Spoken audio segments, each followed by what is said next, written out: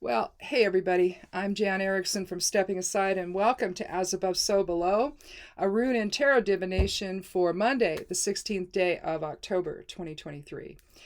Well, okay, I did this whole video, and I, if I may have to reboot the computer if I see this starting to jump again. And I thought it would maybe process out, but it's not processing out. So anyhow, I have the reading here. I'm not going to redo it. I'm just going to talk about what I have. And then that, hopefully, I can get through it without the screen getting all weird. Anyway, I hope you've all had a good weekend. Let me get the oracle card out that I have here for today. Let's see. We live on the high desert in Central Oregon, and we are having unseasonably warm weather. So I think what is it? One of these days this week, Thursday maybe. I think my husband said it's supposed to be 78. It's supposed to be fall, and I don't know, but the climate's changing here. It just is. So, you know, kind of is what it is. He brought in, I didn't even realize I had beans to pick. He brought in a whole handful of them yesterday, so I have to go out today and I think I need to go harvest the vitex berry. I need to go do that for sure. But he pulled one carrot, and boy, it was sure good. I don't think they're probably not quite ready, but that's okay. I like to get the frost on them a little bit because it sweetens up the carrots when you do that. So anyway. Let's take a look at the oracle card from the Wild and Sacred Feminine deck. There, I said it right. Actually, I've got a crib note right here on my screen, so, on my monitor. So anyway, I get that mixed up. I want to put the word oracle in there somewhere, and it's not there. Here we have Amaterasu. She's a Shinto goddess, and she's gazing into a mirror, and she's seeing her reflection emanating around her. It's basically the key word here is beauty, and it's allowing your own resplendent beauty to emanate forth. It's your inner light, it's your soul's light, expressing outward, and it shouldn't be hidden due to any inhibition you might feel or feelings of doubt or anything like that. And so I think what the oracle card is basically telling us today is to let your inner light shine. It's you're worthy, you're necessary, you're loved, you're people are waiting for that. They're waiting for that beautiful light to shine from you today. So that's the oracle card from the Wild and Sacred Feminine deck. Anyhow, get all my stuff out of the way here. I won't need to shuffle the deck because it's already here. So anyway, we're going to start with, I started with 3 cards, the 8 of Wands, the Queen of Cups, and the 2 of Cups. And then ultimately I added the 7. I took another card because I felt like there was something here that wasn't being revealed. And so I'll just mention that first. But let's start out with Othala as the significator rune for the above side of things. Othala is the 24th rune of the Elder Futhark. So it's going to have a 6 energy to it, 6 numerology of shared purpose, compassion, assistance, guidance, harmony. And Othala is an interesting rune. It's a bind rune in and of itself. Let me find a piece of paper here. I did not do this on the last one. Sometimes, if you've never been here before, well, welcome, number 1. But number 2, I like to look at the runes in terms of their foundation. In other words, what runes make up this rune? This lovely rune of Othala, which is all about sacred space, ancestral heritage, inheritance. It can be prosperity, possessions, loyalty, tradition, security, peace, all of that. But it's basically comprised of 2 full runes, essentially. So you've got Othala, and you've got Ingus and Gebo. But making up all of that is Kenaz. And so you're going to see Othala exploded is Kenaz in all directions. Let's see, and then we've got this down here. There we go. All right. This is what it looks like exploded. But you see it's Kenaz, which is this. Let's see, right here, that's forward. And that's the torch. That's the light of spirit. So essentially with Ingus, Ingus is the seed. It's the sudden release of energy into form. And so what you're looking at there is you're looking at the process of incarnation, really, and how the soul incarnates from that singularity outward, right? And then from there, Gebo, the bottom part of it, is how you express that in your relationships with other people. And so in terms of Othala, with it being your sacred space, that's your basic resonance of the soul and how that manifests into your greater reality in terms of security and possessions and legacy and tradition, all that you've learned. Being the last rune of the Elder Futhark, it's like the major arcana where you start with a Fool and you end up with the World. And you've got all of that, the soul archetype cards in between where you're the things you need to learn in terms of the theme you've chosen and the thing you want to work on while you're here. All of that is read through the lens of either those particular runes or those particular tarot cards, with the minor arcana being the details of things, basically. But basically, from there, you're taking all that information back to the Akashic record, which is the collective consciousness, the collective awareness of learning that everybody brings back to that, no matter who you are, right? So that's the above side of things. The things to think about is in terms of what preserves that sacred space, basically. What are you doing to preserve it?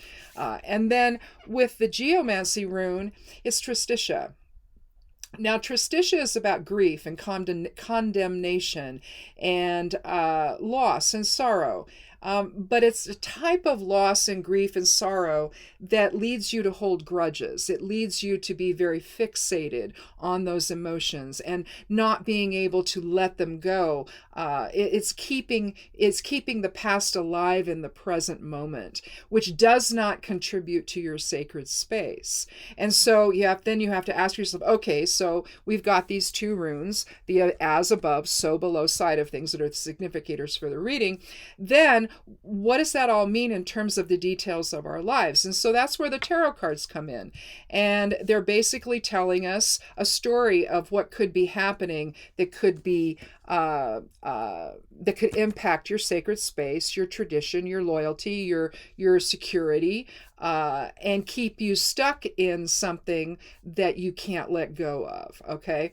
Tristitia is thought to be, there's a handful of runes in the Geomancy set that are thought in by past geomancers, long hundreds and hundreds of years ago, that they view it as evil. I don't. I just think that it's the ego side of things, and that we have to work through and be able to come out on the other side of it in terms of preserving our sacred space, preserving our what we've learned along the way, not getting stuck in something that doesn't allow us to move forward. So, anyhow, let's start with the cards. We'll start with the Eight of Wands.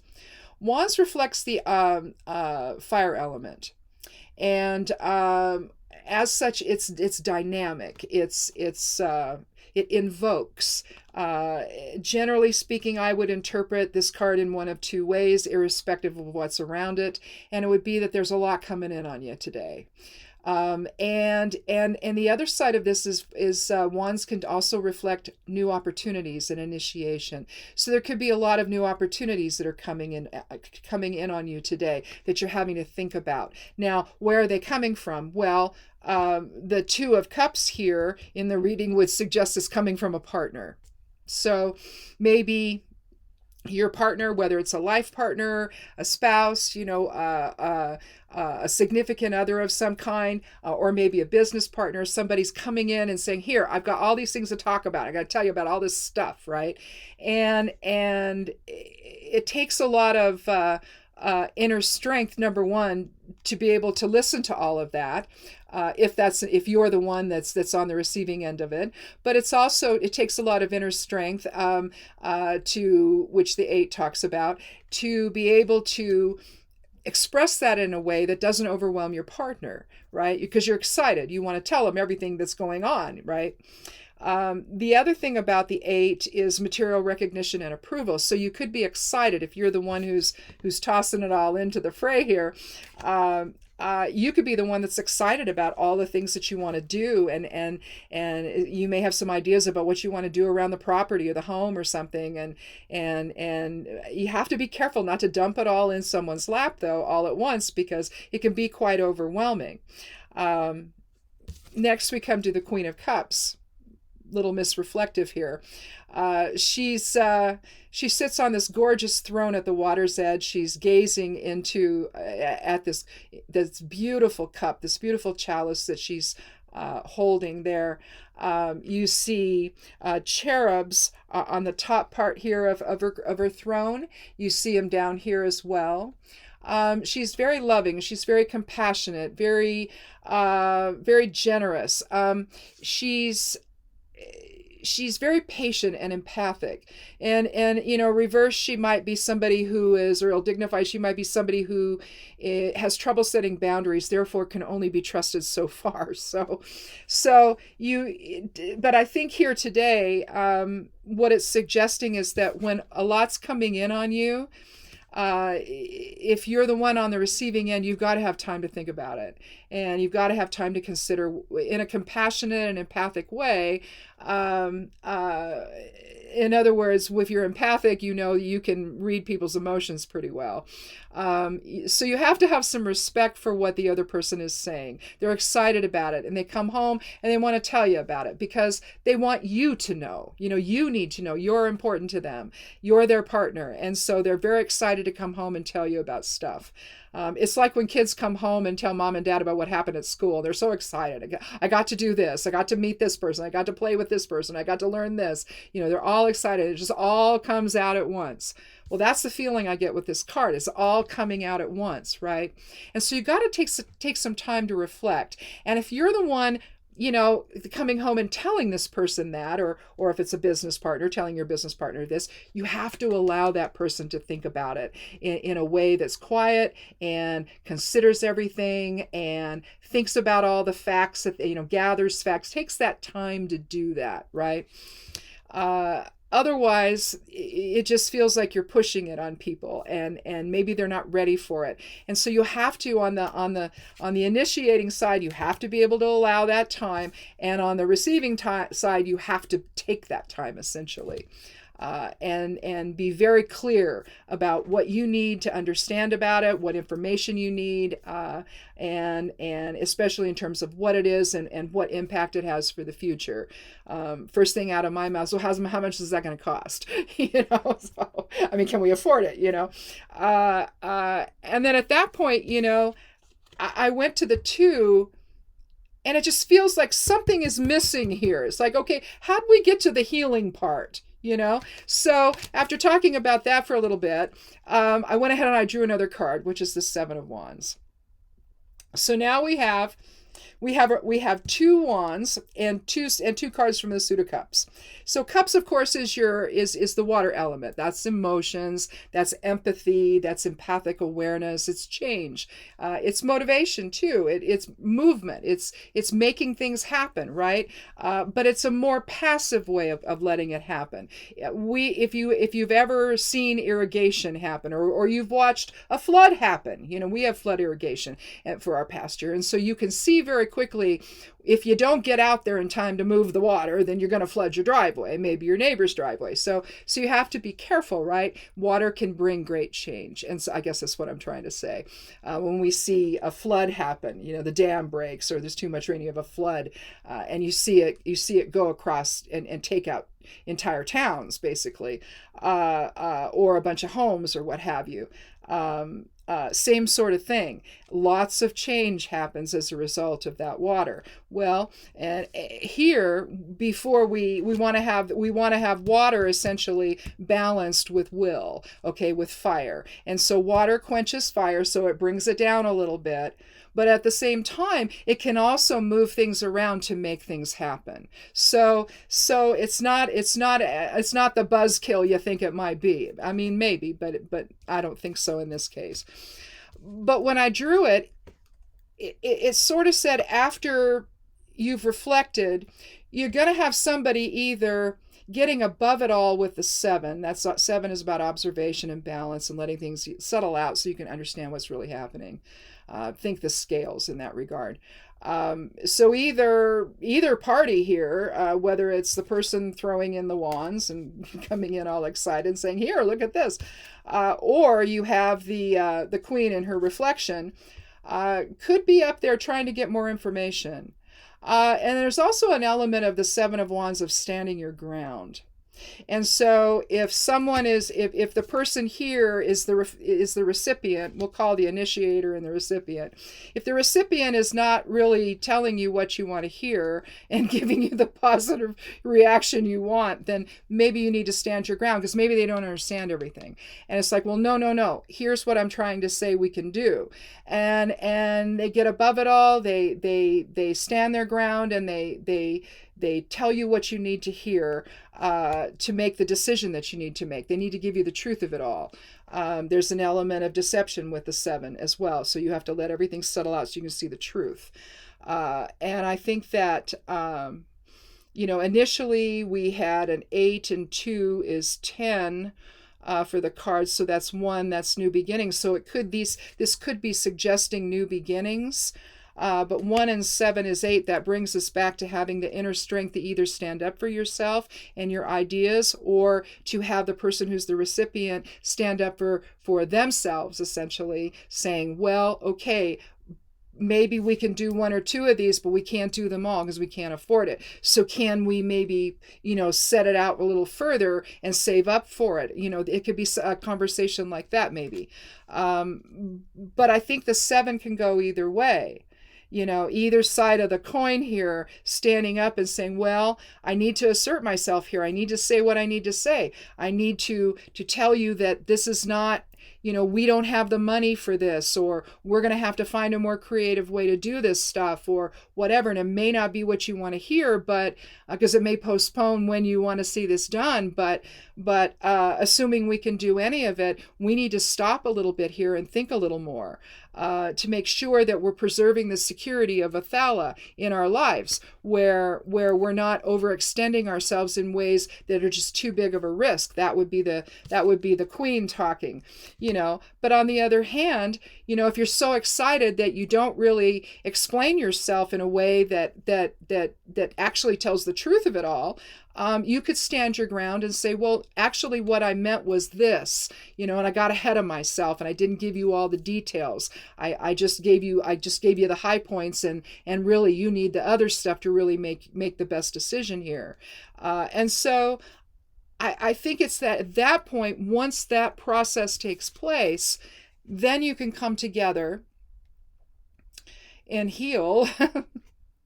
Whatever. It's just, but the idea is that you're dropping resistance here to your own agenda, to your own, in service to something greater, basically, in service to preservation of the relationship and the love that you share with one another. And the other part of the 2 of Cups that I find notable is the fact that they're out here on neutral ground. That something here happened in their home or in their Othala of their lives, and they're having to come back together and find some healing here, and to reaffirm the love they share with one another and the commitment that they have to one another. They're both reaching out with chalices, and only recently did I see, and I'm going to get this very close, right above my finger. Do you see right there? I think that's her arm is reaching forward. I think you can see her, just the end of her sleeve right there, and the rest is her hand reaching forward to take the man's hand. So I think that, and I had never noticed that before. But here you have the winged sun above, the caduceus between there. It's all between here, suggesting healing. So there could have been a bit of an argument maybe that happened as a result of what began with the 8 between you and a partner, and maybe the conversation didn't go like you had hoped it would, but some of that might be your own doing by not really explaining things fully. or giving your partner the space to actually take time to think. It's like you want a decision right now, and so there's that pressure. So I think that being able to explain things, both parties being able to explain their positions is a good thing. Allowing for that with one another is a good thing. It's a positive thing. I think it preserves the harmony. I think it preserves the unity between you when you allow that time, when you give one another that type of respect.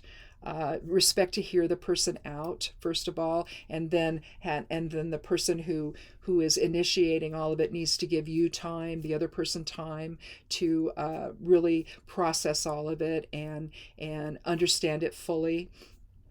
If you're the initiator and you don't have all the facts, then that gives everybody that downtime, gives everybody that time to really get those facts and then come back together and talk about it. And and if it's something where you really feel strongly about it, that could also be part of the 7 of standing your ground and saying, well, no, I really think that we need this, for our home. Say there's something that needs to be repaired or something, and this particular repair might cost a little more, but in the long run, it's going to be better. You're not going to have to come back and revisit it. So you may not be able to do it at this moment. You may have to figure out another way, like taking out a loan or something like that. This is going to take a little time, right?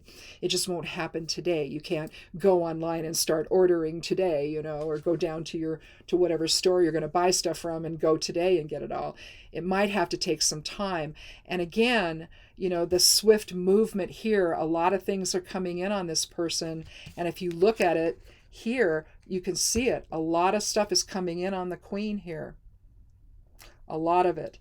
And it may just be overwhelming enough that your partner needs to take the time necessary to truly understand the ramifications of it all. And that's okay. You have to be okay with that. And maybe along the way of the discussion, maybe it got a little heated, or, well, I don't understand why you can't just, it's like, well, no, that's not how we do things in this family. We're going to talk about it. We're going to understand it fully. And we're going to make sure that it actually contributes to our legacy and to our security and to the loyalty we have for one another and all of that good stuff. And that you don't get stuck if you're the initiator and things are not going the way you want them to. You can't then hold a grudge against your partner for saying, hey, I just want to take a moment here and make sure that we understand this whole thing clearly before we decide to do something. And then you come together and reaffirm that love and commitment that you share with one another. That, okay, I got a little I got a little hot about it or whatever, and I really wasn't listening, and now, but I get what you're saying, and actually it's worked out for the best that we took a little time, and we were both, and if only to give us time to get on the same page about it, you see. So, but I think we get into this place where we hang on to the opinions that we have, and maybe at the expense of the other person's perspective, that we don't even consider it, when there's no reason not to. It doesn't. You're not giving away anything. You're not giving up anything. To say, okay, let's go ahead and do it. I may still have some reservations, but maybe that's just me. And hopefully your reservations don't come to pass. But if it does, then it was still a learning experience for everyone. But I really think here it's just a matter of when things are coming in on you, that you've got to take time to think about them. And if this was just about an individual, having life coming at them, various things in life that come at you, and you're feeling overwhelmed about it, that'd be one thing. But unfortunately I drew the 2, which indicates there's a partnership going on here. So I really think this has to do with a relationship of some kind, and that Both parties just need to understand the other person's perspective and the time that needs to be taken to truly understand what's being suggested and offered. And I think if you do that, I think you end up with a better result. I think you end up being closer to being on the same page than you would have otherwise. Sometimes, a more receptive individual might just say, oh, well, whatever, but it's not whatever. And inside, see, then the tristitia builds. And so to avoid that tristitia building, I think that allowing each party the space to express themselves, and to take the time that they need to fully understand the situation has to happen.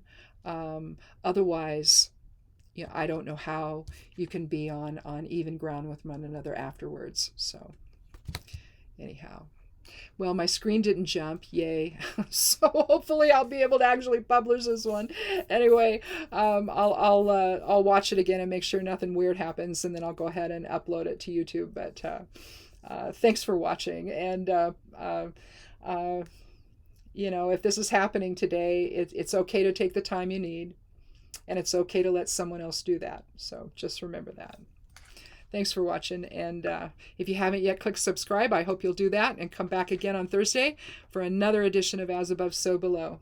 Be good to yourself, be good to one another, and blessed be.